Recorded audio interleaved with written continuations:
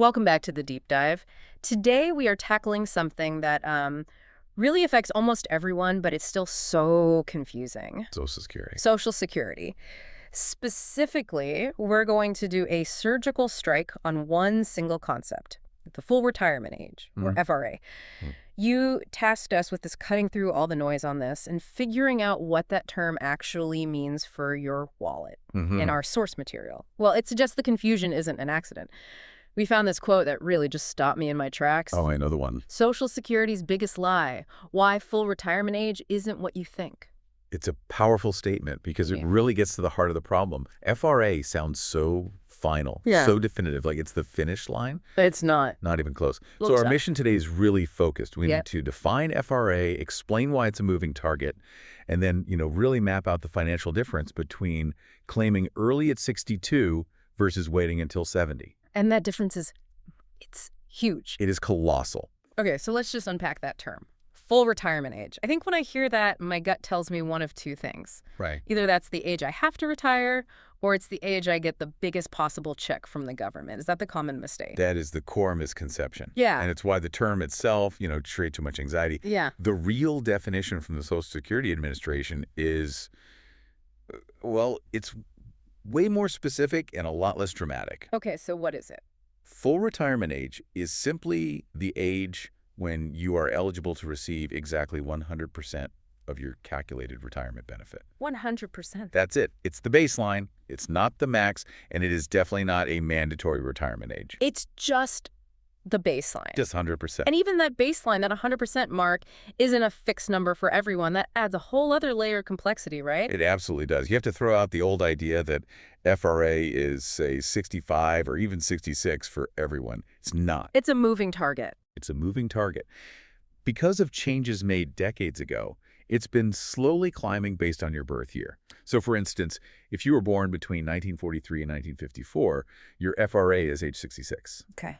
But for anyone born in 1960 or later, your full retirement age is 67. And what about that gap in between the people born in the late 50s? Yeah, for those born from 55 through 59, it goes up in 2-month steps each year. Oh, wow. So 1955 birthday means 66 in 2 months, 1956 is 66 in 4 months, and so on, all the way up to 67. So the main takeaway for you listening is that 67 is pretty much the new norm. It is. But you really have to go to the SSA website, look up your birth year, and find your exact age. Down to the month, that precision it's vital. Okay, that brings us to what you call the flexibility trap. Because you don't have to wait until you're 66 or 67. The government lets you file earlier.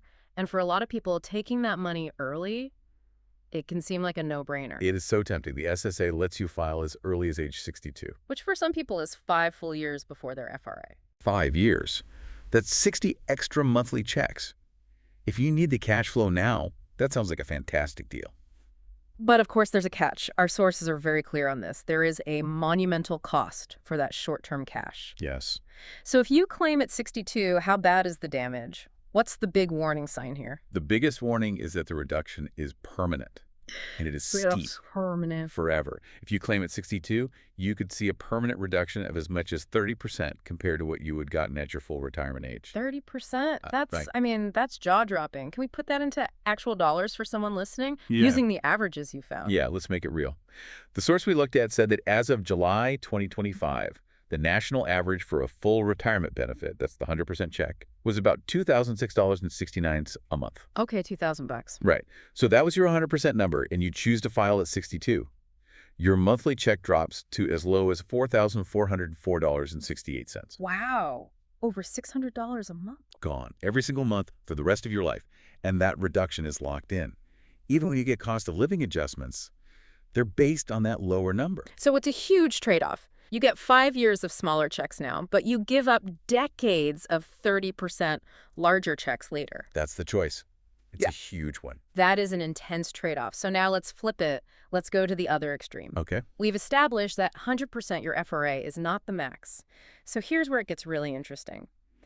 How can you actually collect more than your full benefit? By waiting. By being patient. Delaying. Exactly. Yeah. If you decide not to file when you hit your FRA, let's use 67 as the new norm, your benefit doesn't just stagnate. It keeps growing. It keeps growing all the way until you hit age 70. You can think of it as the government paying you a bonus for leaving your money with them a little longer. So what's the official name for that bonus, and how big is it? They're called delayed retirement credits, DRCs. And the SSA gives you an increase of 8% per year. 8%. 8%. For every single year you wait between your FRA and age 70. And what's really crucial is that 8% gets added to your base benefit, and then all your future cost of living adjustments are calculated on that new higher amount. That's a protected, compounded increase. An 8% guaranteed return is phenomenal in any market. It's incredible. So waiting the 3 years from 67 to 70, that's a total permanent boost of 24%. 24% on top of your full benefit for life. So let's use that same average number again. Okay, the $2,000. If your 100% FRA benefit was $2,006.69, waiting until age 70 boosts your monthly check to about $2,488. Okay, so now we have the full picture. Let's just lay out the most dramatic comparison for everyone. Let's do it. The earliest possible claim at 62 gets you about $1,400. The maximum payout at age 70 gets you almost $2,500. That's a difference of more than $1,000. Every single month. Every month. That's $12,000 extra per year, guaranteed for the rest of your life. And that amount can totally change what your later years look like. It's not abstract money at that point. No, $12,000 a year. I mean, is that your long-term care insurance premium paid for? Is that 3 amazing vacations a year? It's the difference between just getting by and having real financial security. That number is the most important thing we'll talk about today. That context just makes the whole thing feel so much more urgent. So why is the system designed this way? Right. With all this complexity, 62, FRA, 70, why not just pick one age and stick with it? Well, it seems confusing, but there is a core idea behind it all. It's an actuarial goal.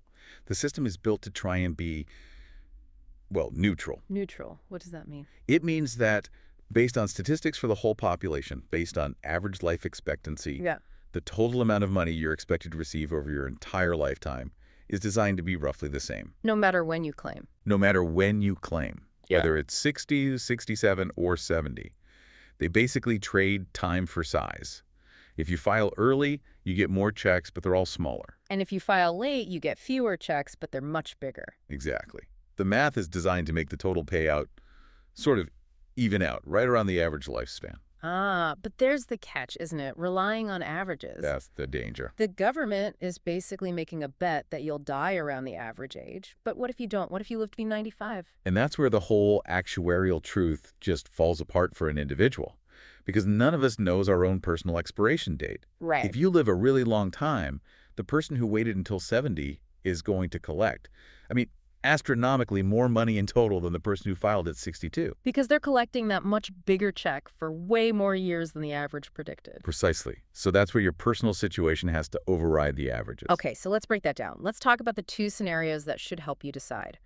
When does claiming early at 62 actually make sense? There are really 2 main drivers for claiming early. The first is just immediate critical need. If you're 62, you have no other income, and you need that money for food and rent. Well, the 30% reduction is the cost of survival. You don't have a choice. You don't. The second reason is poor health. If you have known medical condition and you genuinely believe your life expectancy is shorter than average, taking the money early ensures you get something. Interest. And on the other side, when is waiting until 70 the clear winner? Waiting until 70 is about buying a very specific kind of security. If you have other savings, like a good 401k, that can bridge the income gap from when you retire until age 70, then waiting is incredibly powerful. Especially if you think you'll live a long time. Especially then. If longevity runs in your family, waiting until 70 is your absolute best defense against outliving your money. That large inflation-protected check becomes the bedrock of your finances when you're in your 80s or 90s. Okay, that pretty much wraps our deep dive into what full retirement age really means. So to summarize, FRA is just the 100% baseline. It is not the maximum benefit. The real decision is a trade-off. You're balancing getting more checked if you claim early at 62, but they're permanently 30% smaller, versus getting fewer checks by waiting until 70, but making them permanently 24% larger. It's a choice between immediate access and long-term, lifelong protection. And because that choice depends on so many personal things, your health, your savings, your whole life situation, the sources we read were all unanimous on one point. Which is? Talk to a financial advisor. Someone who can actually run the numbers for your specific situation. Yeah. This is one of those decisions where just guessing, it can cost you a fortune over your lifetime. So let's leave you with a final thought to mull over. We've established that the Social Security Administration designed this whole system so that, in theory, the total lifetime payout should be the same for the average person. Right. The theory. So my question for you is, what unique non-financial factor in your life makes that mathematical theory completely irrelevant to your personal situation? Is it the peace of mind of having the money now, penalty be damned, so you can start a new chapter? Or is it maybe waiting for that huge check at 70, not for you, but to provide a bigger safety net for a spouse who might outlive you? Think beyond the dollars. What does security actually mean to you? That's the ultimate question. Thank you for joining us. We'll see you next time.